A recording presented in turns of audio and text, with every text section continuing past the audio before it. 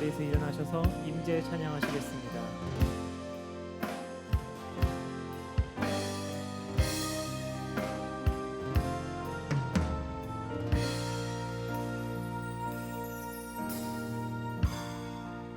하늘의 문을 여소서, 이곳을 주목하소서. 주를 향한 노래가 꺼지지 않으니 하늘을 열고 보소서. 이곳에 임재하소서. 주님을 기다립니다. 기도의 향기가 하늘에 닿으니 주여 임재하여 주소서. 이곳에 오셔서 이곳에 앉으소서. 이곳에서 드리는 예배를 받으소서. 주님의 이름만이 오직 주의 이름만 이곳에 있습니다.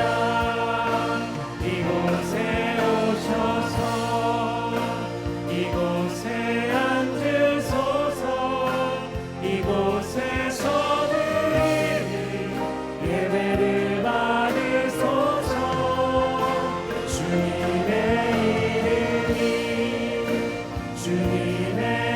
이름만이 오직 주의 이름만 이곳에 있습니다.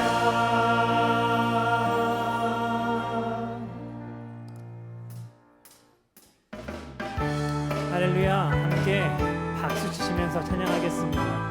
세상을 이기는 승리는 이것이 바로 우리의 믿음이니라. 이 말씀 붙들고 우리 함께 힘차게 찬양하겠습니다. 주 믿는 사람 일어나, 주 믿는 사람 일어나 다 힘을 합하여 이 세상 모든 마귀를 바쳐서 멸하세. 저 앞에 오는 적군을 다 싸워 이겨라. 주 예수 믿는 힘으로 온 세상 이기네. 믿음이 이기네. 믿음이 이기네. 주 예수를 믿으니 온 세상 이기네. 온 인류 마귀 되고 큰 죄에 빠지니 진리로 빛을 띠고서 늘 기도드리세. 장밋도 의지하면서 겁없이 나갈 때 주 예수 믿는 힘으로 온 세상 이기네. 믿음이 이기네. 믿음이 이기네. 주 예수를 믿으니 온 세상이 끝까지 이긴 자에게 끝까지 이긴 자에게 이 옷을 입히고 또 영생 복을 주시니 참 기쁨일세.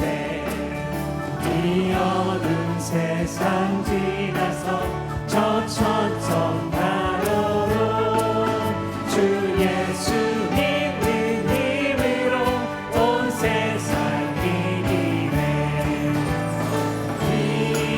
믿음이 이기네. 믿음이 이기네. 주 예수를 믿으니 온 세상이 믿음이 이기네. 믿음이 이기네. 믿음이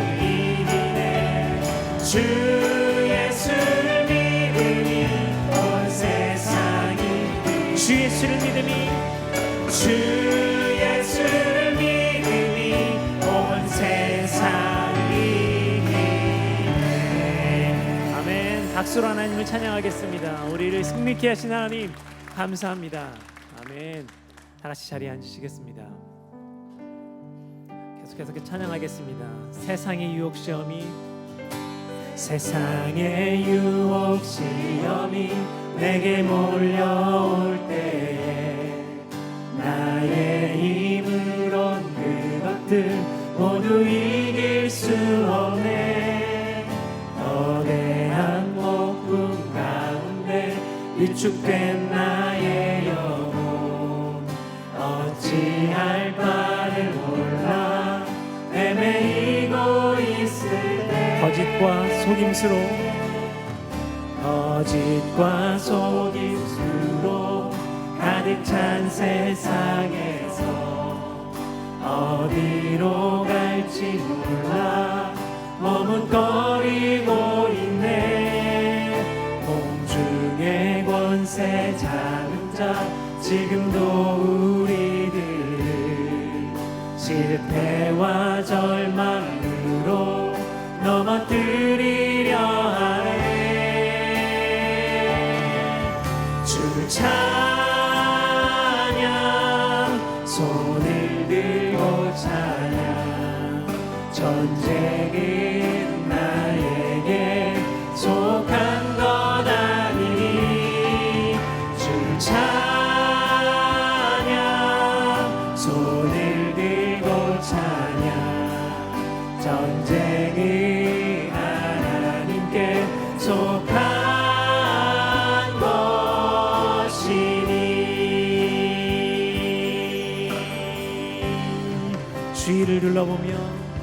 주위를 둘러보며 아무도 없는 듯 믿음의 눈을 들면 보이는 분 계시네.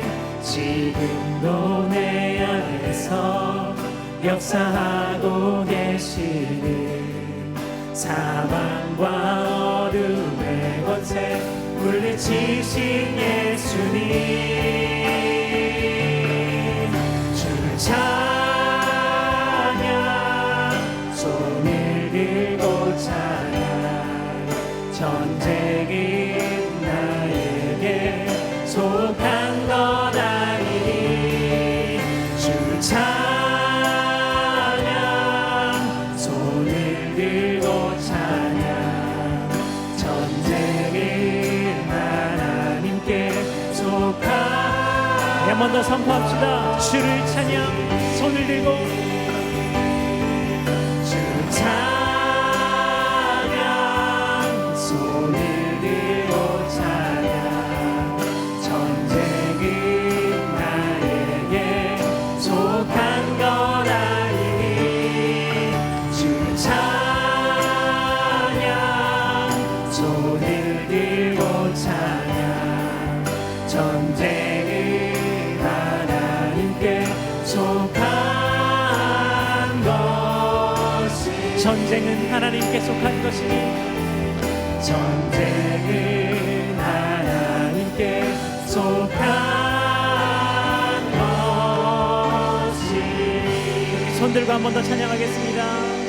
주를 찬양 손을 들고 찬양 전쟁은 나에게 속한 것 아니니. 주를 찬양 손을 들고 찬양 전쟁은 하나님께 속한 것이니.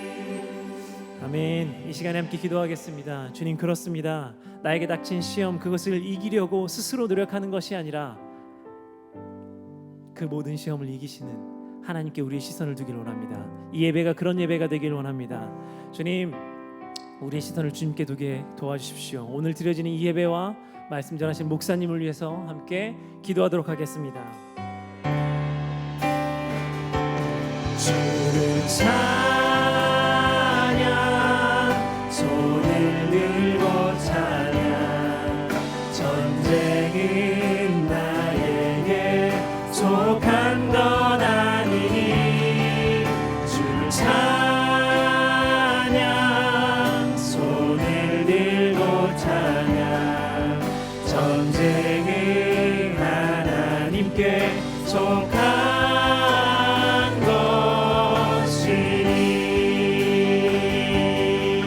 주를 찬양, 손을 들고 찬양.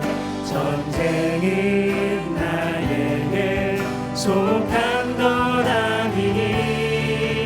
주를 찬양, 손을 들고 찬양. 전쟁은 하나님께 속한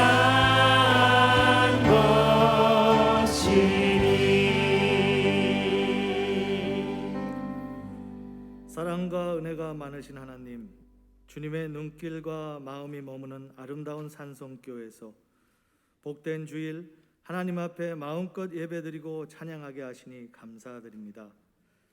많은 사람들은 하나님을 아버지로 알지 못해 예배할 수 없지만 우리에게는 이런 은혜를 주셔서 하나님을 아버지라고 부르며 예배드리게 하심을 감사드립니다. 아버지 하나님, 오늘 주님이 주신 그 은혜, 그 감사함으로 우리에 있는 모습 그대로 아버지께 나아갑니다. 우리를 긍휼히 여겨주시고 추하고 미련하고 연약한 우리의 모습을 예수 그리스도의 피로 정결케 하여 주소서.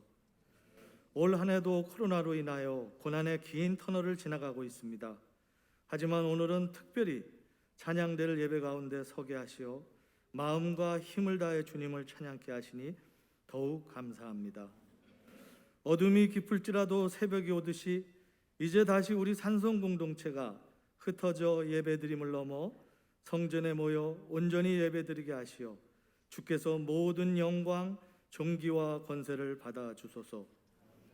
아버지 하나님, 이 예배를 통하여 하나님을 더욱 사랑하게 하여 주시고 하나님을 더욱 알게 하여 주시고 이웃을 더욱 사랑하게 하여 주소서. 그리하여 우리의 삶의 주인이 내가 아니고 예수 그리스도임을 고백하며 기쁨이 넘치는 예배가 되게 하소서. 오늘 들려주시는 말씀이 우리의 마음을 살피고 시험하사 한 주간 살아가는 동안 길이 되게 하시고 삶의 결단이 되게 하옵소서. 또 4학기 온라인 성경 공부를 통하여 우리 인생 퍼즐의 마지막 조각인 예수 그리스도를 맞춰가는 기쁨과 즐거움이 이 가을날 우리의 마음속에 넘치게 하여 주옵소서.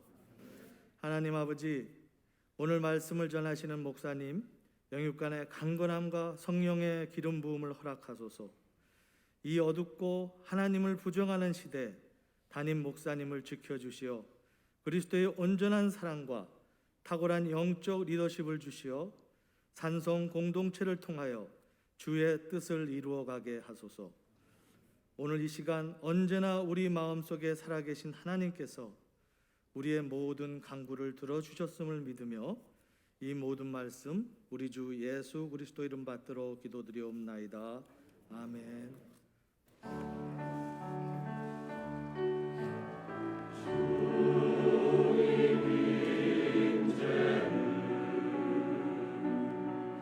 숨쉬는 순간마다 난 느껴요.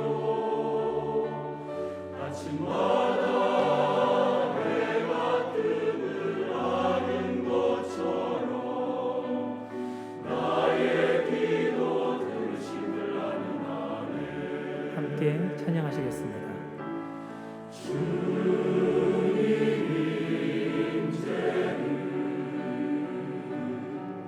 숨쉬는 순간마다 난 느껴요. 아침마다 해가 뜸을 아는 것처럼 나의 기도 들으심을 아는 아네.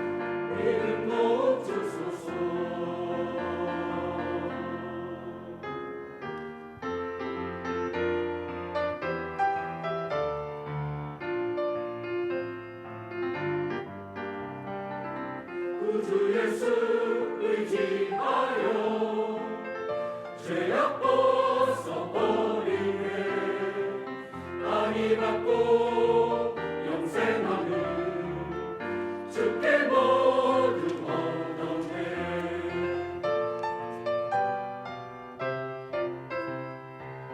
구주 예수 의지하여 구원함을 얻었네 영원 구급 지나도록 함께 계시리로다 예수 믿는 것은 받은 증거 많도다 예수 귀한 예수 믿음도 없으소서 오 예수 믿는 것은 받은 증거 많도다 예수 귀한 예수 믿음도 없으소서 믿음도 없으소서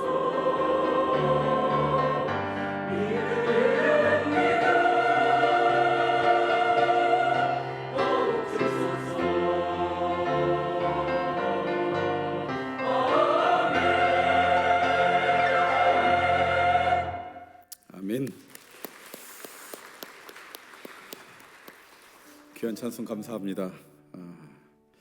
금년 들어 아마 찬양대와 함께 예배드리는 게 처음인 것 같아요. 작년에 하다가 중간에 멈췄다 몇 번 그러다가 아마 작년 11월인가 12월에 멈춘 이후에 거의 1년 만에 처음입니다. 늘상 옆에 있으면 소중한 줄 모르다가 없어지면 그때 아쉽잖아요. 우리 찬양대가 그랬던 것 같아요.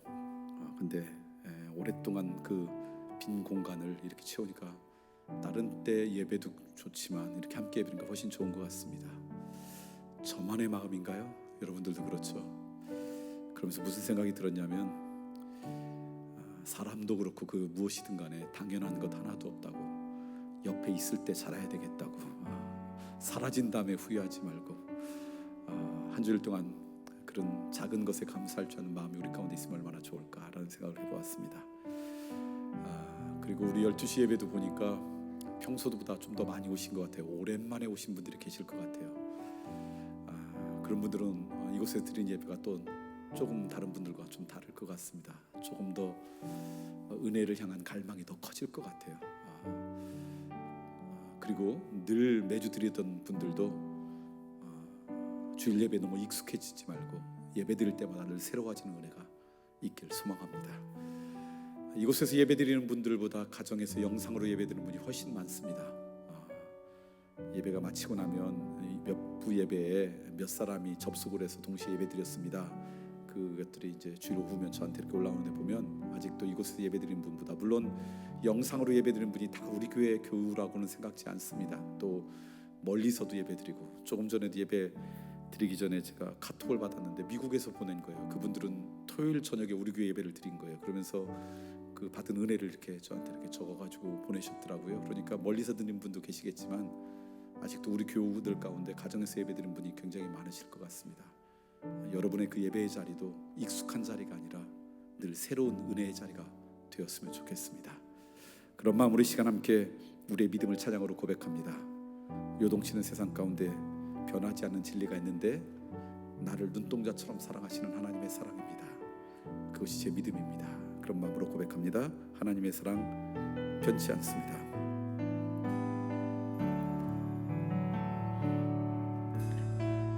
하나님 사랑 변치 않는다. 하나님의 사랑 변치 않습니다. 하나님 사랑 변치 않는다.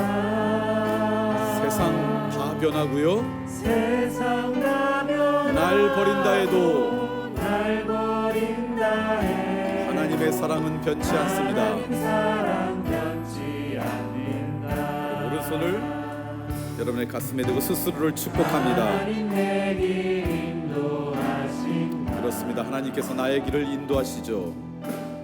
하나님 내 길 인도하신다.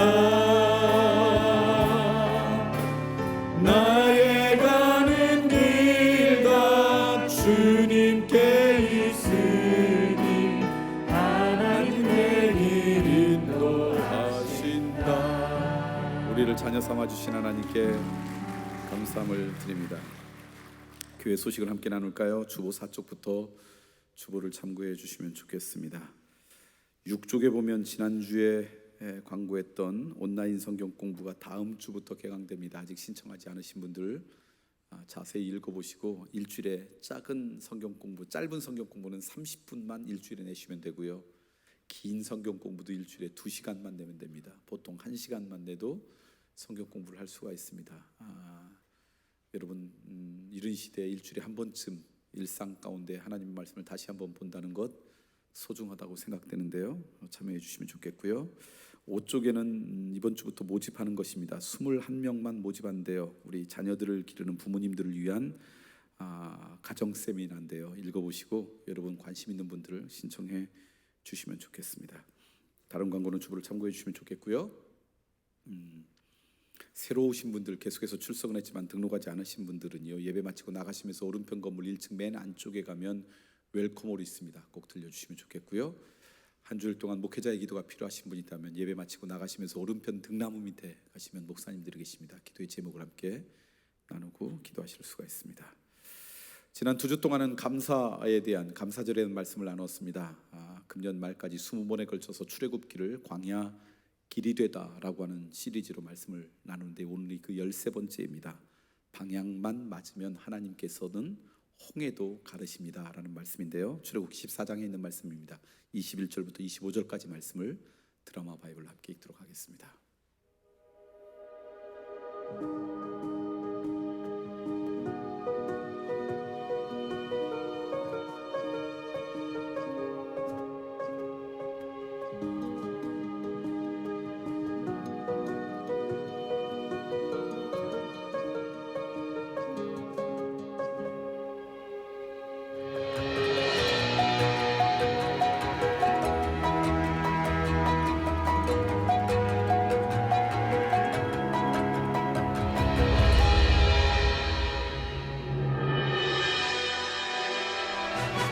모세가 바다 위로 손을 내밀매 여호와께서 큰 동풍이 밤새도록 바닷물을 물러가게 하시고 물이 갈라져 바다가 마른 땅이 된지라. 이스라엘 자손이 바다 가운데를 육지로 걸어가고 물은 그들의 좌우에 벽이 되니 애굽 사람들과 바로의 말들 병거들과 그 마병들이 다 그들의 뒤를 추격하여 바다 가운데로 들어온지라.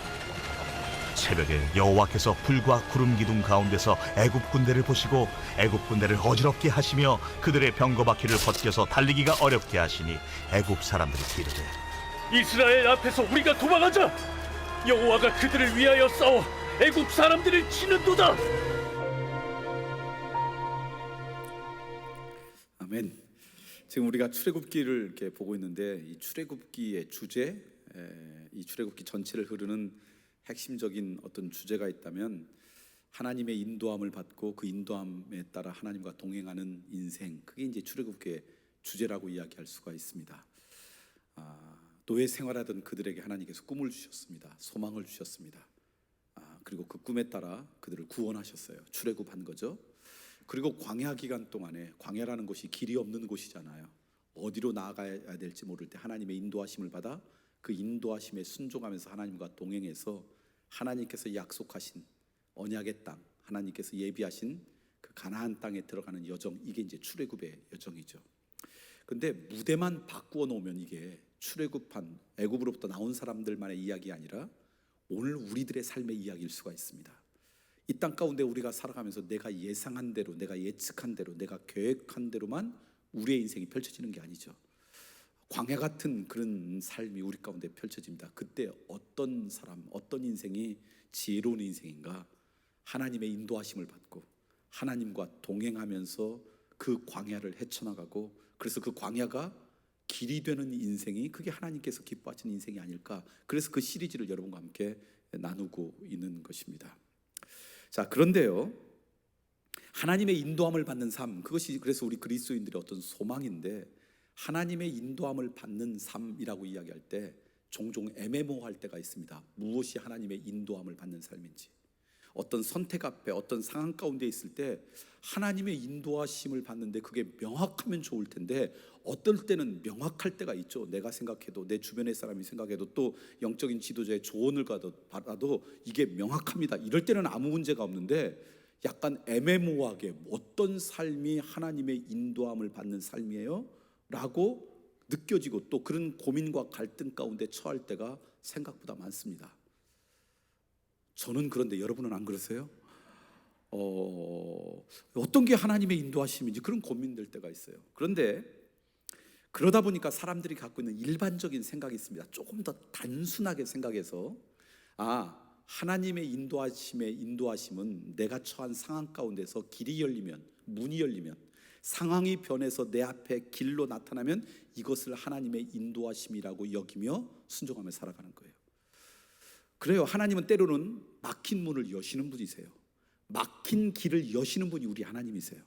그래서 길이 없고 문이 없는 상황 가운데 하나님께서 그 길을 여시고 문을 여시면 그것이 우리를 향한 하나님의 뜻, 하나님의 인도하심이 되고요, 거기에 따라가 보면 우리의 인생을 아름답게 하나님과 동행하는 기쁨이 있을 때가 있습니다. 그런데 문제는 분명히 하나님은 길을 여시고 문을 여시는 분이시지만 상황이 열린다고 해서, 어떤 길이 열린다고 해서 다 하나님의 뜻이다라고 생각하면 위험할 수 있다라는 거예요. 왜냐하면 얼마든지 그러지 않을 수도 있습니다. 무슨 얘기냐면 상황 가운데 문이 열렸어요, 길이 열렸어요. 그것이 하나님의 뜻인가 보다 생각하고 쫓아갔다가 고생한 사람들이 한두 명이 아니잖아요. 왜냐하면 하나님만 문을 여시는 게 아니라 때로는 사단도 그 상황 가운데 문을 여는 존재이기 때문에 그래요. 대표적인 예 한 명을 든다면 요나가 아닐까 싶어요. 여러분이 아시는 것처럼 하나님이 요나에게 니느웨로 좀 가라 사명을 주셨어요. 근데 요나는 가기 싫었어요. 그래서 도망갔어요. 어디로 도망가려고 했냐면 다시스라고 하는 곳으로 도망가려고 했어요. 그래서 요빠라고 하는 항구로 딱 내려갔는데 그냥 상상해 보는 거예요. 만약에 항구에 딱 내려갔는데 배가 없어요. 배가 마침 있는데 이게 니느웨로 가는 만약에 배였다 그러면 하나님의 뜻이 여긴가 보다 하고 순종했을 수 있을 거예요. 근데 성경을 보면 요빠에 내려갔더니 마침 그때 다시스로 향하는 배가 있더라. 그러니까 니느웨는 하나님이 원하시는 곳이 아니라 불순종하고 도망갔는데 가보니까 상황이 열려 있는 거예요. 길이 다 준비가 되어 있는 거예요. 배가 열린 거예요. 근데 그 길은 하나님이 원하시는 길이 아니었어요. 얼마든지 우리의 인생 가운데 그럴 수가 있다라는 것이죠. 그래서 이렇게 생각하셔야 돼요. 하나님이 우리를 인도하시는데 하나님이 인도하시는 인도하심이라고 하는 것이 내 삶의 상황이나 형편이 술술 잘 다 풀리는 것이 하나님의 인도하심이라고 생각하면 안 된다라는 거예요. 하나님의 인도하심이 우리의 삶의 환경이 술술 쉽게 잘 풀릴 수가 있어요. 그것이 하나님께서 원하시는 길이라면. 근데 어떤 경우는 길이 막히는 것도 하나님의 인도하심일 수 있다는 거예요. 그것을 깨닫게 하는 말씀이 바로 오늘 본문입니다. 출애굽한 이스라엘 백성이요, 하나님의 인도하심에 따라 출애굽을 했고요, 하나님의 인도하심에 따라 지난번에 우리 감사절로 좀 이렇게 빼어서 여러분 가물가물하겠지만 낮에는 구름 기둥으로 밤에는 불 기둥으로 지금 인도하시는 거예요. 그 불 기둥과 구름 기둥을 따라서 인도함을 따라갔더니 앞에 뭐가 턱 벌티고 있냐면 홍해가 있었어요. 앞으로 나아갈 수 없어요. 그럼 뒤로 돌아가야 되나 돌아가려고 했더니 뒤에가 누가 쫓아오냐면 애굽 군대가 뒤늦게 찾아와서 이들을 몰살하려고 해요. 양옆을 봤더니 광야예요. 이들이 지금 자기들 마음대로 왔습니까? 하나님께 불순종해 왔습니까? 아니면 하나님의 인도하심 가운데 온 겁니까? 하나님의 인도하심 가운데 왔는데 상황이 막힌 거예요. 우리들 옛날 말로 사통팔달이라 그러나요? 모든 것이 다 사방팔방 다 막힌 거예요. 어려운 거예요. 하나님의 인도하심을 따라와도 때로는 그게 사방이 다 막힌 상황 가운데 처할 수 있는 거예요. 근데 놀랍게도 그곳에서도 하나님의 인도하심을 잘 따르면 하나님을 경험하게 됩니다. 하나님을 체험하게 됩니다. 하나님의 역사를 경험하는 복된 인생이 되고 우리의 삶의 모습이 새로워지는 거예요. 오늘 말씀을 통해 그것을 좀 깨달으려고 해요. 자, 그런데 문제는 뭐냐면요, 우리들이 하나님의 인도하심이라고 여기고 살아가는데 그렇게 살아가다가 앞에 홍해, 뒤에가 애굽, 양옆이 광야인 그런 상황 가운데 딱 들어갔다. 그럼 문제가 뭐냐면요, 두 가지 반응이 나타나요. 그렇게 상황이 있으면 그때일수록 오히려 하나님의 은혜와 역사를 사모해야 되는데, 보편적 특별히 죄의 영향력 가운데는 오늘 우리들은 두 가지 모습이 딱 나타나요. 지금까지 함께했던 하나님의 은혜는 어느 순간 싹 사라지고요, 하나님의 은혜가 싹 사라지면 우리 눈에 크게 들어오는 것은 홍해가 들어오고요, 애굽 군대만 들어와요. 그렇게 다 막히면 하나님의 인도하심 가운데 내 삶이 있고, 그리고 인도하심 가운데 따라왔다라는 그런 확신과 믿음이 있으면 오히려 그 속에서 하나님 앞에 묻고 하나님의 인도하심을 갈망해야 되는데, 죄의 영향 가운데는 오늘 우리들은 어떠느냐? 그 상황이 딱 되면 하나님의 은혜는 싹 잃어버리고요, 하나님의 은혜를 잃어버린 순간 우리 눈에는 홍해와 애굽 군대만 들어와요. 그리고 그 다음에 홍해와 애굽 군대가 점점점 커지니까 어떻게 돼요? 힘들고 어려운 우리의 감정을 위로받고 싶어요. 그래서 희생양을 찾아요. 누구 때문에 그렇다고, 그 사람 때문에 내가 이게 어려워졌다고 누구에게 책임을 전가하고 희생양을 찾아요. 근데 그것은 문제 해결이 되지 않는 거예요. 지금 이스라엘 민족이 그렇습니다. 지금 갔다 오더니 앞에 홍해가 있어요. 애국 군대가 찾아와요. 그때 이들은 어떻게 반응하는가? 11절과 12절 말씀 읽어볼까요? 같이 읽겠습니다. 시작. 그들은 모세를 원망하며 말하였다. 이집트에는 묘자리가 없어서 우리를 이 광야에다 끌어내어 죽이려는 것입니까? 우리를 이집트에서 끌어내어 여기서 이런 일을 당하게 하다니 왜 우리를 이렇게 만드십니까? 이집트에 있을 때 우리가 이미 당신에게 말하지 않았습니까? 광야에 나가서 죽는 것보다 이집트 사람을 섬기는 것이 더 나으니 우리가 이집트 사람을 섬기게 그대로 내버려 두라고 하지 않았습니까? 이들은 하나님의 인도하심에 따라 지금 가다 보니까 앞에 홍해가, 뒤에는 애국 군대가, 양옆은 광야 가운데 딱 처하게 된 거예요. 그러자 이들은요, 그동안 자기들이 경험했던 하나님의 은혜 얼마나 많았습니까? 10가지 재앙에서 하나님의 은혜를 경험했고요, 구름 기둥과 불 기둥으로 자기를 인도하는 것을 경험하고 살았는데, 그 경험했던 하나님의 은혜는 온데간데 없이 다 사라지게 되고요, 상황을 이렇게 만든 희생양만 찾으려고 하는 거예요. 그 희생양한테 책임을 전가하고 원망하고 분노한다고 해서 이 문제가 해결됩니까? 해결되지도 않는데도 누군가를 비난하고 원망함으로 자기의 감정의 카타르시스만 경험하려고 하는 것, 이게 보통 사람의 모습인데, 이게 이 연약한 이 이스라엘 백성의 모습으로 다 들어가기 시작한 거예요. 이 이스라엘 백성의 모습이 사실은 그들의 모습이 아니라 얼마든지 우리의 모습일 수 있습니다. 자, 그럼 그때 우리가 어떻게 해야 되는가? 하나님의 백성이라 그러면 앞에 홍해가 있어요. 애국 군대가 찾아와요. 양옆에, 다시 말하면 내 능력으로 감당하지 못하는 어려움 가운데 처했어요. 하나님의 인도하심을 믿고 왔는데 그런 어려운 상황, 광야 가운데 홍해 앞에 있을 때가 얼마나 많습니까? 그때 이렇게 분노하고 그리고 원망하고 희생양을 찾으려고 하는 그들의 백성에게 하나님께서 모세를 통해 이렇게 말씀하십니다.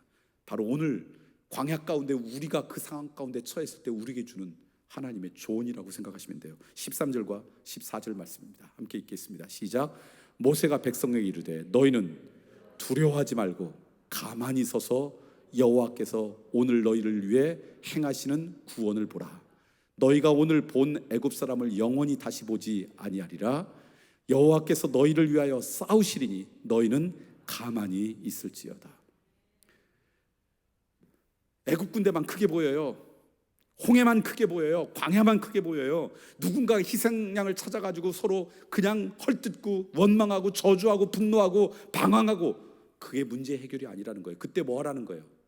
두려워하지 말고 조용히 가만히 서서 하나님께서 어떻게 하시는 것을 보아라. 이걸 다른 말로 하면 앞에는 홍해예요, 뒤에는 애국 군대예요, 양옆에는 광야예요. 볼 데가 없어요. 근데 유일하게 우리 눈을 향할 때가 한 군데 있는 거예요. 그게 어디예요? 하늘을 향해 보라는 거예요. 앞에도 구원이 아니고 뒤에도 어려움이고요, 양옆에는 첩첩삼중이에요. 그래서 어디로 나아가야 될지 모를 때 그때는 잠잠히 서서 하나님 앞에 우리의 마음을 두면서 하늘을 바라보라는 거예요. 하늘을 바라보면서 뭐 해야 되는가? 그게 두 가지를 오늘 하나님을 통해서 우리는 배울 수가 있습니다. 자, 보세요. 홍해 바다 앞에 있는 백성들이 앞뒤가 꽉꽉 막힌 상황에서 그때 가장 먼저 생각해야 될 것은 뭐냐면 방향을 생각해야 돼요. 여러분, 앞은 바다고 뒤는 바로 군대가 쫓아오고 좌우는 광야입니다. 근데 이런 상황 가운데 사람들이 흔하게 생각하는 것은 뭐냐? 어느 쪽이 제일 쉬우냐를 생각합니다. 어느 방향이 제일 수월하냐를 생각하고 그 길로 갑니다. 바다가 쉽냐? 아니면 광야가 쉽냐? 아니면 바로 군대 쪽이 쉽냐? 근데 쉬운 쪽으로 가고 싶은 것은 유혹이에요. 그리고 그 유혹에 따라 쉬운 곳으로 가면요, 늪에 점점 빠질 수가 있어요. 여러분, 틀린 방향으로 가가지고 그곳에서 해답을 찾으면 어떤 답도 그것은 틀린 답이 되는 거예요. 그 사방이 막힌 상황 가운데서 그럼 어떻게 해야 되느냐? 쉬운 방향이 아니라 그때는 옳은 방향에서 답을 찾아야 돼요. 틀린 방향에서 답을 찾으면 당연히 구하게 되는 정답도 그냥 틀린 답이에요. 이렇게 쉬운 쪽으로 가서 틀린 쪽에서 찾다가 어떻게 되냐, 나중에 아까 요나처럼 방황하다가 나중에 하나님 앞에 돌아와요. 그렇게 되면 다 돌탕인들이 돼요. 돌아온 탕자가 나중에 되는 거예요. 그러니까 이 사방이 막혔을 때는요, 쉬운 방향, 수월한 방향을 묻는 게 아니라 어느 것이 옳은 방향인가를 알아야 돼요. 옳은 방향으로 나아가야 됩니다. 근데 옳은 방향으로 나가기 위해서는 잠잠히 두려워하지 말고 하늘을 바라봐라 라는 거예요. 다시 말하면 지금 이스라엘 백성이 출애굽해서 목적이 있어요. 가나안 땅을 향해 가요. 가나안 땅을 향해 가는데, 그런데 지금 사방이 막혔어요. 근데 이들이 멈춰져 있는 게 아니라 가나안을 향해 있다면 사방이 막힌 이곳에서 어느 방향이 맞는 방향이에요? 홍해가 맞는 방향이에요. 홍해를 건너야지 가나안 가는 거예요. 근데 네 방향 중에 사실은 가장 어려운 것, 이성적으로 납득이 안 되고 도저히 불가능한처럼 보이는 가장 어려운 방향이 사실은 홍해예요. 그러나 맞는 방향은 홍해예요. 그렇다면 방향이 맞다고 하면 좀 더디 가도 힘이 들어도 그들의 기도와 노력과 애씀과 수고가 그 방향으로 향해야 된다는 거예요. 옳은 방향이 맞으면 그 방향을 놓고 그때부터 기도하고 매달리고 간구하고 최선을 다하고 지혜를 모으고 분별력을 모으고 그리고 사람들에게 도움을 청하고 해서 그 방향으로 가는 게 맞는 거지, 조금 어렵다고 조금 쉬운 방향으로 수월한 방향을 찾는 것, 이거는 또 다른 늪에 빠지는 것이다. 저는 여러분들이 앞에 홍해가 있고 뒤에 애굽 군대가 있고 양옆에 광야에서 마칠 때마다 옳은 방향을 먼저 찾는 하나님의 사람들이 되길 간절히 소망합니다. 자, 옳은 방향이에요. 근데 홍해가 막고 있어요. 그래서 어려워요. 홍해 앞에 서 있어요. 그렇게 되면 이게 방향이 맞다고 결정이 되고, 그런데 그 방향에 어려움이 있어요. 홍해가 막고 있어요. 그러면 그 다음에 우리들이 그 다음에 갖는 오류, 잘못된 착각 가운데 하나가 뭐냐면, 하나님, 어렵고 힘들지만 이 방향이 맞는 것 같습니다. 이 방향으로 가겠습니다. 다르고 쉽고 수월한 방향이 있지만 그건 잘못된 방향이고, 힘들고 어렵지만 이 방향으로 제가 가겠습니다. 그러니 하나님, 길을 먼저 열어주세요. 그러면 제가 움직이겠습니다. 이게 오늘 우리들의 어떤 간구고 우리의 기도일 수가 있습니다. 하나님, 이게 맞는 방향인데 이게 어려운지만 맞는 방향 맞습니다. 그러니 하나님께서 길을 열어주세요. 그러면 제가 그 길에 순종해서 나가겠습니다 라고 하는 것은 하나님의 주권을 인정하는 믿음의 고백이 아니라 사실은 절망의 또 다른 표현이에요. 주님 안에서 그 방향이 맞다고 생각되고, 그리고 하나님께서 그 맞다고 하는 감동과 그리고 확신을 주시면 내가 먼저 발을 내딛기 시작하는 거예요. 여전히 홍해가 있더라도 순종해서 발을 내딛기 시작하는 거, 그게 하나님께서 원하시는 거지. 이 방향이 맞는데 하나님께서 사인을 보여주세요, 길을 열어주세요, 그럼 가겠습니다. 이거는 믿음의 태도가 아니라 절망과 좌절의 또 다른 표현이라는 거예요. 이것을 정확하게 알려주는 것이 15절과 16절 말씀입니다. 함께 읽어볼까요? 같이 읽겠습니다. 시작. 여호와께서 모세에게 이르시되 너는 어찌하여 내게 부르짖느냐? 이스라엘 자손에게 명령하여 앞으로 나가게 하고 지팡이를 들고 손을 바다 위에 내밀어 그것이 갈라지게 하라. 이스라엘 자손이 바다 가운데서 마른 땅으로 행하리라. 다시 15절 말씀 다시 한번 보실까요? 여기 보니까 하나님께서 처음에는 이 모세를 책망하고 있어요. 왜 나한테 부르짖느냐? 쉽게 표현하면 이게 맞는 방향이에요. 홍해 앞으로 가야 됩니다. 근데 여전히 홍해예요. 그러니까 여기에 사인을 주세요. 이것 좀 갈라주세요. 그럼 나가겠습니다. 그때 하나님이 이렇게 대답한다는 거예요. 너 어찌해서 나에게 부르짖느냐? 그 다음 말씀 볼까요? 15절 말씀 이렇게 말씀하십니다. 15절 말씀입니다. 이스라엘 자손에게 명령하여 앞으로 나아가게 하고. 자, 지금 이스라엘 자손에게 명령해서 앞으로 나아가게 할 때 홍해가 갈라졌습니까? 여전히 홍해입니까? 여전히 홍해예요. 아무 갈라짐의 징조도 없어요. 여전히 홍해예요. 그런데 하나님은 뭐라고 하냐면 백성을 향해서 그 홍해로 나가게 하라는 거예요. 왜? 그게 맞는 방향이니까. 그러면 무슨 질문이 생기겠어요? 아니, 여전히 홍해인데 어떻게 나아가요? 지금 우리 울고 죽으라는 이야기입니까? 그럴 수 있잖아요. 그때 하나님께서 이렇게 이야기했어요. 그게 16절 말씀이에요. 뭐냐면 그게 맞는 방향이라면 여전히 홍해가 있어도 이렇게 하라는 거예요. 16절 보여줄래요? 지팡이를 들고 손을 바다 위로 내밀어. 그것이 뭐라고요? 말씀을 잘 보세요. 그래, 내가 그 홍해를 갈라놓을 테니까 너희들 지나가. 하나님은 그렇게 말씀하시지 않았어요. 여전히 홍해예요. 그런데 지팡이를 들고 손을 들어서 홍해가 갈라지게 하라는 거예요. 누구 보고 갈라지게 하라는 거예요? 그 백성들이, 우리들가. 그러니까 하나님은 방향이 맞다 그러면 그것이 아무리 홍해라고 해도 거기에 순종해서 발을 내딛는 한 사람을 찾으시는 거예요. 그 다음에 하나님께서 역사하시는 거예요. 역사는 하나님이 하시지만 하나님이 다 갈라놓고 그리고 너희들 걸어가 이렇게 하시는 게 아니라 여전히 홍해지만 손을 내밀고 지팡이를 들고 그 홍해를 갈라지게 하라. 믿음으로 순종하고 나아갈 때 그때 하나님의 역사를 체험하게 된다라는 거예요. 우리 앞에 있는 홍해가 갈라지는 것은요, 내가 먼저 시작해야 하는 거예요. 역사는 하나님이 하시지만 그 시작은 오늘 우리부터 하게 된다는 거예요. 오늘 말씀 보세요. 내가 너를 위하여 바다가 갈라지게 하리라. 하나님이 말씀하신 적이 없습니다. 지팡이를 들고 손을 바다 위로 내밀어 그것으로 갈라지게 하라. 누가? 너희들이. 이게 하나님의 정답이고요, 명령이에요. 지금도 여러분의 삶 가운데 홍해 바다 앞에 머물러 있는 여러분들에게 주시는 하나님의 명령은 뭐냐면 너희들이 손을 내밀어서 너희들이 지팡이를 들고 너희 앞에는 홍해가 갈라지게 하라라고 하는 게 하나님께서 요구하는 요청이세요. 별로 아멘을 안 하시네요. 왜 그러냐면 어떻게 내가 홍해가 갈라지게 해요? 그건 불가능합니다 라는 생각이 우리 가운데 있는 거예요. 손을 내밀으시라는 거예요. 그래서 하나님께서 기도하라는 이야기라는 겁니다. 꿈을 꾸라는 거예요. 간구하라는 거예요. 소망을 품으라는 거예요. 입술로 선포하라는 거예요. 가만히 있지만 말고 그것이 갈라지도록 그냥 가만히 있으면 평생 홍해가 갈라지지 않으니까 기도할 수는 누구든지 기도는 할 수 있잖아요. 손을 내밀어서 하나님 앞에 간구를 할 수 있잖아요. 믿음으로 선포할 수 있잖아요. 그 아무것도 안 하는 게 아니라 그렇게 하나님 앞에 최선의 삶을 드리기 시작하라는 거예요. 그럼 하나님의 역사로 언제가 홍해가 갈라질 것이다 라는 것입니다. 근데 놀라운 것은요, 하나님께서 여전히 앞에가 홍해가 있어요. 그리고 앞으로 나아가래요.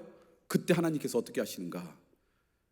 오늘 19절과 20절 말씀 읽어보겠습니다. 19절과 20절 말씀 같이 읽을까요? 시작. 이스라엘 진 앞에 가던 하나님의 사자가 그들의 뒤로 옮겨가매 구름 기둥도 앞에서 그 뒤로 옮겨 애굽진과 이스라엘 진 사이에 이르러서니 저쪽에는 구름과 흑암이 있고 이쪽에는 밤이 밝음으로 밤새도록 저쪽이 이쪽에 가까이 못하였더라. 성경을 읽어보면요, 이들이 그래서 나아가서 홍해에 발을 딱 내딛는 순간 홍해가 갈라진 게 아닙니다. 당장 눈앞에서 홍해가 갈라진 게 아니라 밤새도록 바람이 불어서 그래서 갈라졌어요.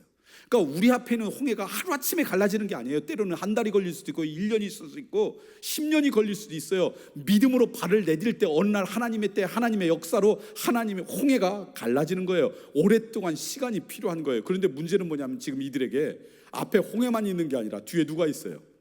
애국 군대가 쫓아와요. 밤새도록 바람이 붙다는 그 시간에 도착해가지고요, 그들이 병거를 타고 온다는 건 오늘 우리 치면 탱크를 타고 온다는 거예요. 다 몰살당할 수 있어요.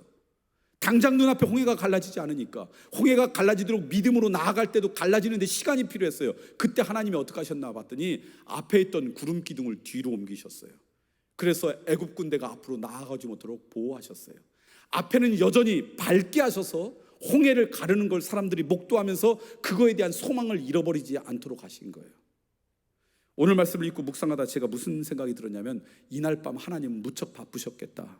한 손으로는 막으시고 한 손으로는 열고 한 발로는 막고 한 발로는 열고 얼마나 바쁘셨을까. 하나님은 아무리 바쁘셔도요, 방향이 맞아서 홍해 앞에 믿음으로 나아가는 자들을 끝까지 보호해 주시는 분이세요. 저는 이런 은혜가 여러분의 삶 가운데 있길 소망합니다. 살다 보면 광야 같은 우리 세상 가운데 홍해 앞에 설 때 참 많습니다. 애국 군대가 쫓아올 때도 참 많아요. 양옆에 광야가 있을 때도 참 많아요. 그때 누군가를 희생양 삼으려고 비난하고 저주하고 원망하고 나에게 함께 하셨던 하나님의 은혜를 잃어버리고, 그래서 쉽게 오늘 우리들이 좌절과 절망의 나락에 떨어지는 인생이 아니라 눈을 들어 하늘을 보고 옳은 방향, 쉬운 방향이 아니라 옳은 방향을 선택하고 믿음으로 나아가는 여러분이 되길 간절히 소망합니다. 이제 말씀을 정리하고 싶은데요, 오늘 말씀을 읽고 이렇게 묵상하다가 깨달은 은혜입니다. 어떻게 보면 저한테는 재미있는 은혜였어요. 자, 출애굽한 백성이 가나안 땅을 향해 갈 때 이들을 막고 있었던 물이 두 개입니다. 하나는 홍해고 하나는 이제 가나안 땅 들어가려고 했던 요단강이에요. 근데 홍해를 오늘 하나님께서 걸으신 게 아니라 맞는 방향으로 갈 때 그 홍해만 가르신 것이 아니라 나중에 뭐도 가르셨어요? 요단강도 하나님께서 가르셨어요. 이것을 통해 깨닫는 것은요, 방향만 맞기만 하면, 하나님께서 기뻐하시고 원하는 언약의 땅을 향한 방향으로 나가기만 하면 그 가운데 있는 홍해, 어떤 물이든, 그게 홍해든 요단강이든 하나님은 다 가르셨다는 사실이에요. 그러면 이런 상상을 해봤어요. 만약에 강이 두 개여서 그렇지, 물이 두 개여서 그렇지, 만약에 그 중간에 물이 세 개였다, 하나님은 어떻게 하셨을까요? 두 개만 가르시고 하나는 남겨놓으셨을까요? 만약에 그 가운데 강이 물이 다섯 개였다 그러면 어떻게 하셨을까요? 방향이 맞으면 하나님은요, 믿음으로 그 맞는 방향과 방향을 내디뎠으면 하나님은 그 모든 물을 다 가르셨을 거라고 저는 믿습니다. 홍해와 요단강만 가른 게 아니라요, 그 중간에 한강이 있으면 한강도 갈랐을 것이고요, 금강이 있으면 금강도 가르셨을 거예요. 자, 그런데 보세요. 이 홍해의 이야기, 이 사건에 있었던 이야기, 과거의 이야기예요. 근데 이게 과거의 이야기로만 끝나는 것이 아닙니다. 이 이야기는요, 하나님과 하나님의 백성 사이에 있었던 아름다운 이야기예요. 그런데 그때 역사하셨던 하나님이 지금 누구의 하나님이세요? 지금도 살아계서 역사하시는 우리의 하나님이라 그러면 그 하나님과 하나님의 백성인 우리 사이에도 지금도 벌어지는 일이라는 거예요. 지금도 하나님께서 기뻐하시는 방향만 맞으면, 그리고 그 방향을 향해서 기도하고 간구하면서 믿음으로 우리의 발을 내디디면 지금도 하나님은 홍해를 가르실 줄 믿습니다. 그리고 놀라운 사실은요, 이 홍해 이야기의 결론이 홍해를 건너는 것만으로 끝나는 것이 아니라는 거예요. 다시 말하면 출애굽했어요. 도망왔어요. 그래서 도망가려고 하는데 앞에 이 홍해가 가로막았어요. 그래서 죽을 뻔했는데 하나님이 이 홍해를 가르셔서 겨우겨우 살아났다. 이게 이 홍해 이야기의 결론이 아니에요. 우리는 이야기 듣다 보니까 그 홍해에 죽을 뻔했는데 하나님의 돌보심으로 그걸 겨우 건너서 그래서 이들이 목숨을 부지했다, 이렇게 착각할 수 있어요. 그런데 결론은 그게 아니에요. 결론이 뭡니까? 오늘 우리가 드라마 바이로 읽은 거예요. 잡힐 뻔했는데 겨우 살아난 것이 아니라 이들을 잡으려고 했던 애굽 군대는 다 어떻게 됐습니까? 홍해에서 다 사라졌어요. 이게 홍해를 걷는 이야기의 결론이에요. 무슨 얘기냐? 애굽의 군대, 바로의 군대는요, 출애굽한 백성들에게는 지긋지긋한 존재였을 거예요. 태어나면서부터 지금까지 그들의 압제 가운데 살았습니다. 그들은 살아오면서 그들의 통제와 압제 가운데 노예로 살았어요. 그들을 지긋지긋하게 괴롭혔던 존재예요. 아니, 이들의 일만을 괴롭혔습니까? 이들의 아버지도 할아버지도 증조할아버지도 지난 수백 년 동안 출애굽한 사람들은 이들의 노예였고요, 이들은 그들의 주인이었습니다. 어떻게 보면 숙명과 같은 존재였을 거예요. 그래서 이들을 떠나서는 내가 제대로 살 수 있다는 걸 한 번도 상상해 보지 않았을 거예요. 압제당하는 것이 어떤 운명과 같은 인생이 이들 백성들의 생각이었는지 모르겠어요. 그런데 홍해를 건넌 순간 그냥 홍해를 건너서 이들로부터 도망친 것으로 끝나는 게 아니라 다시는 그들이 쫓아오지 못하도록 그들을 하나님께서 다 처리하셨다. 이게 홍해 이야기의 결론이에요. 그러니까 우리가 살아가면서 우리들도 수없이 많은 홍해 앞에 설 때가 있습니다. 지긋지긋하게 우리를 괴롭히는 것들이 있어요. 끊어내려고 해도 끊어내지 못하는 그런 것들이 우리 가운데 있을 거예요. 어떤 사람은 그게 죄책감이고요, 어떤 사람은 그게 열등감일 수 있고요, 어떤 사람에게는 그냥 어그러진 데 성품일 수 있고요, 어떤 사람에게는 상처일 수도 있고요, 끊어내지 못하는 어떤 죄의 나쁜 습관일 수도 있습니다. 그런데 그것이 무엇이든 간에 홍해를 통과하면, 십자가를 통과하면 오늘 우리는 그것으로부터 자유로워질 줄 믿습니다. 그 결박이 끊어진다는 거예요. 그러니까 오늘 홍해 이야기의 결론은 뭐냐면, 어려운 홍해를 겨우겨우 통과했다가 아니라 나를 지긋지긋하게 붙잡았던 그 죄의 흔적들, 내 인생을 괴롭게 했던 모든 존재들이 다 사라져버렸다. 이게 홍해 이야기의 결론이에요. 그러니까 무슨 얘기 됩니까? 이스라엘 백성은요, 홍해를 건너기 전과 홍해를 걷는 후에는 완전히 다른 존재가 되었어요. 홍해를 건너기 전에는요, 이들은 도망 나온 사람들이었어요. 노예 생활하다가 겨우 탈출한 인생이었어요. 그런데 홍해를 건넌 순간부터 이들의 정체성은 뭐냐? 이제 가나안 땅을 향해 가는 하나님의 백성이 된 거예요. 하나님의 약속을 믿고 그 약속을 따라가는 하나님의 순례자가 된 거예요. 이 홍해를 건너는 순간 완전히 삶의 정체성이 바뀌어 버린 거예요. 이게 홍해 사건이에요. 근데 이 하나님의 인도하심을 받을 때 일이 술술 풀리고 일이 수월하게 풀리는 인도하심이 아니라 때로는 앞이 막히고 뒤가 막히고 옆이 막히는 어려운 그 인도하심 가운데 경험했던 하나님의 은혜고요. 이 은혜가 임하면 우리의 삶의 정체성도 완전히 바뀌어질 줄 믿습니다. 이게 하나님을 체험하는 거죠. 저는 이런 은혜가 이번 한 주일 동안 우리의 삶 가운데 있길 소망합니다. 이 땅 가운데 살아가면서 내 의사와 상관없이 우리 앞에 홍해가 찾아올 거예요. 뒤에는 애국 군대도 있을 수 있습니다. 기억하십시오. 하나님의 은혜와 하나님의 역사를 잃어버린 순간 우리 눈에는 홍해와 애국 군대밖에 보이지 않습니다. 그때는 잠잠히 눈을 들어 하나님의 은혜와 역사를 바라보고요, 그때 어느 방향이 옳은 방향인지 우리는 깨닫게 되고요, 그 옳은 방향이 힘들고 어려워도 믿음으로 발을 내딛기 시작하면 우리를 돌보시고 우리를 가꾸시고 선한 곳으로 인도하시는 하나님을 경험하게 되고요, 그때 우리가 더 이상 도망가는 인생이 아니라 하나님의 언약 가운데 하나님의 약속에 따라 발걸음을 내딛는 복된 인생이 될 줄 믿습니다. 광야를 살아가는 아름다운 영적인 원리, 방향만 맞으면 하나님은 홍해마저도 가르셔서 길을 내리신 분이라는 것, 그 믿음으로 살아가는 우리 모두가 되길 간절히 축원합니다. 기도하겠습니다. 오늘 말씀을 기억하시면서 이 시간 결단의 기도를 드리기를 원합니다. 그렇습니다. 하나님, 홍해 앞에서 좌절하고 절망하고 모세를 원망했던 출애굽한 백성들의 모습이 사실은 우리들의 모습이었습니다. 우리가 살아가면서 홍해를 만날 때마다 그 홍해 앞에서 우리는 절망했습니다. 힘들어했습니다. 방황했습니다. 분노했습니다. 누구 때문에 이렇더라고 누군가를 희생양 삼으려고 했던 연약한 인생이었습니다. 그런 오늘 우리들에게 하나님의 자녀로서 어떻게 해야 되는지 깨닫게 하시니 참으로 감사합니다. 내 앞에 있는 홍해를 갈라지게 하라. 다시는 홍해 앞에서 좌절하고 절망하는 인생이 아니라 홍해 앞에서 이 방향 저 방향 쉬운 방향 찾아가다가 방황하는 인생이 아니라 믿음으로 갈라진 홍해를 건너가는 사람 되게 해 주시옵소서. 하나님을 신뢰하면서 사방이 막혔을 때 눈을 들어 잠잠히 하나님을 바라보게 하시고 하나님께서 원하시는 올바른 방향이 무엇인지를 깨닫게 하시고 그 앞에 비록 홍해가 있더라도 그 방향이 맞다 그러면 손을 들고 간구하고 기도하며 믿음으로 발을 내딛는 인생 되게 해주시사 오히려 그 어려움 가운데 하나님을 체험하는 인생들 되게 해 주시옵소서. 그런 인생 되기를 소망합니다. 그런 믿음을 허락해 주옵소서. 그러한 간구가 우리 입술 가운데 있기를 소망합니다. 이제 우리 입술 열어서 그런 마음으로 하나님 앞에 기도하기를 원합니다. 함께 기도하겠습니다. 그렇습니다. 하나님, 내 의사와 상관없이 열심히 최선을 다해 살아가지만 우리 앞에 홍해가 나타날 때가 참으로 많이 있습니다. 그 홍해 때문에 좌절하고 절망하고 힘들어할 때가 참으로 많이 있습니다.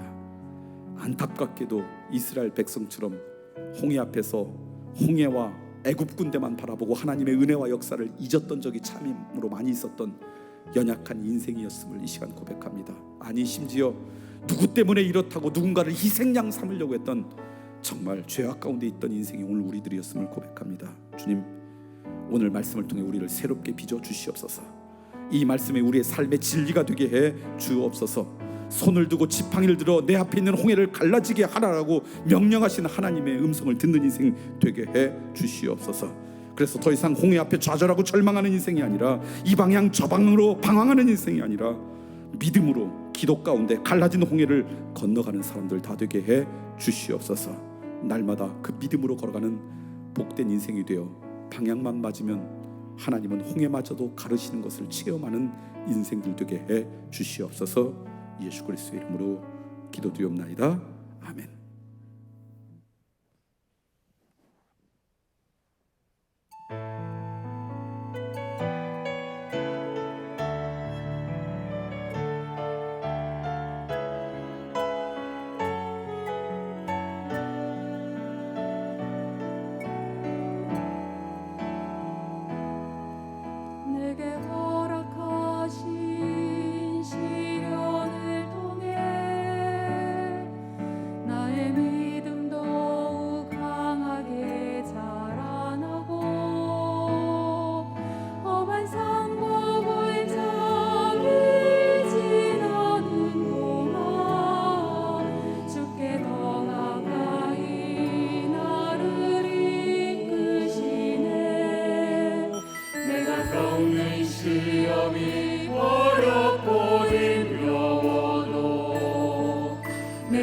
주님보다 크지 않네. 내 앞에 바다가 갈라지지 않으며 주가 나로 바다 위로 깨어리 나는 믿네. 주의 능력으로 내 삶 새롭게 되리 나는 믿네. 주의 능력으로 담대히 나가리라. 주와 함께 싸워 승리하리라. 날마다 믿음으로 나 살아가리.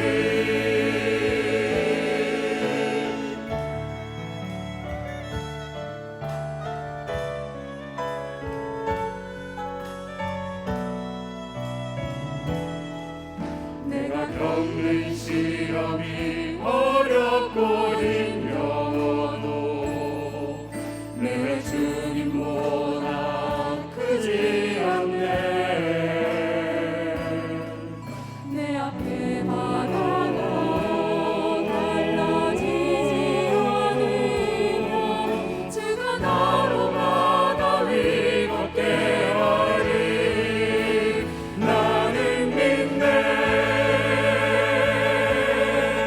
주의 능력으로 내 삶 새롭게 되리 나는 믿네.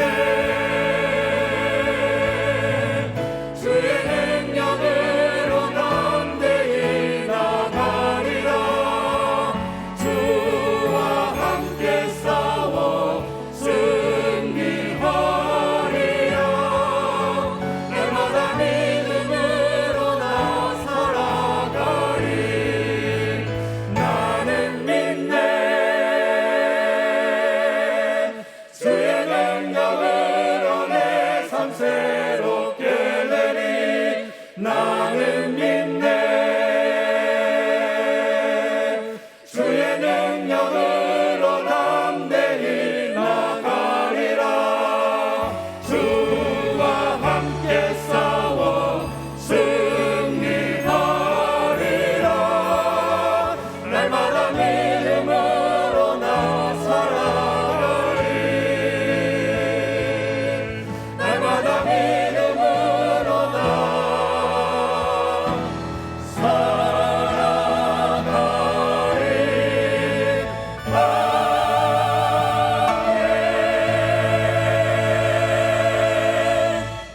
아멘. 8시 예배 섬기는 찬양단원으로 구성된 복사중창이었는데요. 귀한 찬양 감사합니다. 여러분은 이 찬양만 들었겠지만 저는 오늘 하루 종일 들었잖아요. 들을 때마다 반주자가 바뀌네요. 첼로도 했다가 색스폰도 했다가. 그래서 여러분들도 예배를 다 드렸으면 좋았을 뻔했다, 그런 생각도 해보게 됩니다. 얼마나 열심히 찬양하시는지, 이 찬양이면 앞에 홍해 건널 수 있을 것 같아요. 그런 은혜로 한 주를 살아주셨으면 좋겠습니다. 홍해가 우리의 인생 가운데 없었으면 좋겠어요. 그게 우리의 소망입니다. 또 하나님의 은혜 때문에 홍해 없이 살아가는 인생도 있을 것 같아요. 그러나 내 의사와 상관없이 수없이 많은 홍해가 우리 앞에 가로막을 때가 있을 것입니다. 희한한 것은 어려움이 닥치면 서로 짜고 오는지 여러 가지가 함께 덮치잖아요. 오늘 홍해가 그런 것 같아요. 앞에 홍해만 있으면 좋을 텐데 그것마저도 힘든데 애굽 군대도 오고요, 광야도 있고요. 어느 곳 눈길 둘 곳 없는 그 순간에 하늘은 열려 있다라고 하는 것, 하나님께서 원하시는 맞는 방향으로 믿음으로 발걸음을 내디라는 것, 방향만 맞으면 하나님께서 홍해도 가르시고요, 홍해를 가르시는 기간 동안 한 손으로 이으시고 한 손으로 막아주시며 우리를 인도하신다는 것, 이 믿음으로 남은 인생 살아가길 간절히 소망합니다. 다 같이 일어나서 그런 마음으로 날마다 그 믿음으로 살아가겠습니다. 10쪽에 있습니다. 우리 찬양으로 함께 결단하기를 원합니다. 내게 허락하신 시련을 통해 내게 허락하신 시련을 통해 나의 믿음 더욱 강하게 자라나고 험한 골짜기 지나는 동안 주께 더 가까이 나를 이끄시네. 내가 겪는 시험이 어렵고 힘겨워도 내 주님보다 크지 않네. 내 앞에 바다가 갈라지지 않으면 주가 나로 바다 위 걷게 하리. 나는 믿네. 주의 능력으로 내 삶 새롭게 되리. 나는 믿네. 주의 능력으로 담대히 나가리라. 주와 함께 싸워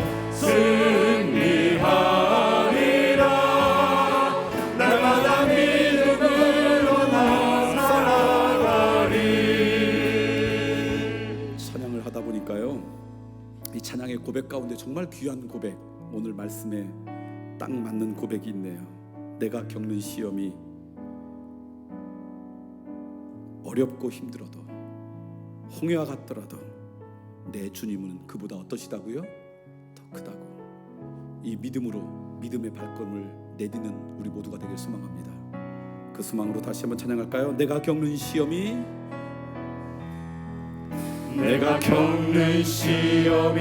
어렵고 힘겨워도 내 주님보다 크지 않네.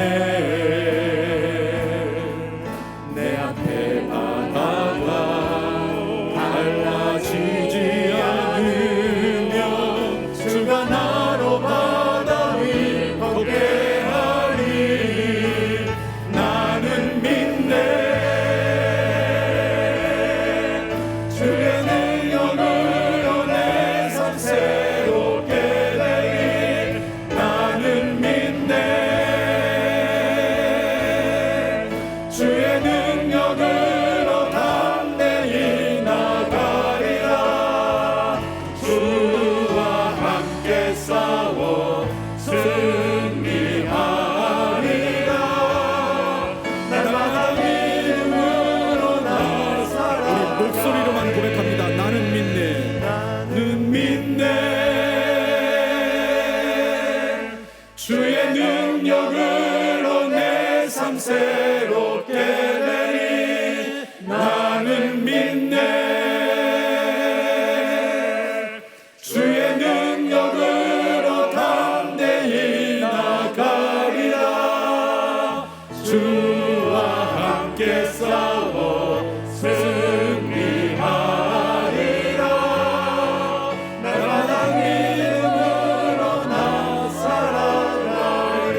날마다 믿음으로 나 살아가리. 그렇습니다. 하나님, 홍해 앞에서 하나님의 은혜와 역사를 잊고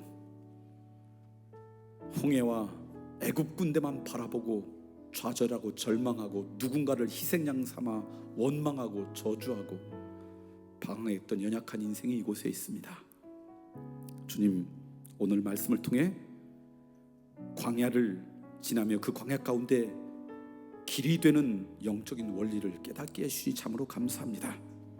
오늘 말씀처럼 지팡이를 들고 손을 내밀어 홍해를 갈라지게 하라. 사방이 막혔을 때 눈을 들어 하나님을 바라보게 하시고 하나님께서 기뻐하시는 옳은 방향을 선택하게 하시고 믿음으로 우리의 발걸음을 내딛는 인생 되게 해 주시옵소서. 다시는 홍해 앞에 좌절하고 원망하는 인생, 다시는 홍해 앞에서 이 방향 저 방향으로 방황하는 인생 되지 않게 하여 주시옵고 믿음으로 갈라진 홍해를 건너가는 인생들 되게 해 주시옵소서. 거룩히 구별하여 우리의 정성을 드렸습니다. 이것은 단순히 물질이 아니라 지금도 선한 곳으로 우리를 인도하시는 하나님을 신뢰하고 믿는 우리의 믿음의 고백입니다. 다시는 홍해 앞에서 방황하지 않고 믿음으로 하나님께 옳은 방향으로 발을 내딛겠습니다라고 하는 우리의 결단의 고백입니다.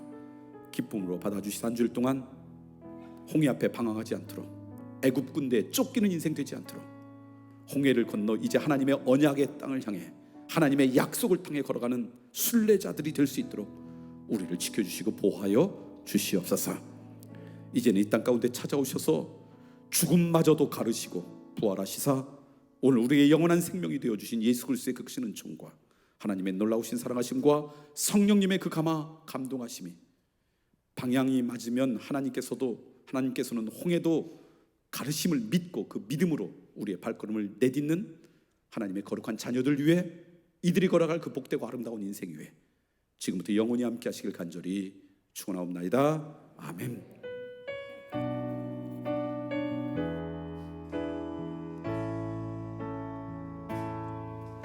내게 허락하신 시련을 통해 나의 믿음 더욱 강하게 자라나고 험한 산과 골짜기 지나는 동안 주께 더 가까이 나를 이끄시네. 내가 겪는 시험이 어렵고 힘겨워도 내 주님보다 크지 않네. 내 앞에 바다가 달라지지 않으며 주가 나로 바다 위 걷게 하리. 나는 믿네. 주의 능력으로 세상 새롭게 되리. 나는 믿네. 주의 능력으로 담대히 나가리라. 주와 함께 싸워 승리하리라. 날마다 믿음으로 살아가리. 나는 믿네. 주의 능력으로 내 삶 새롭게 되리. 나는 믿네. 주의 능력으로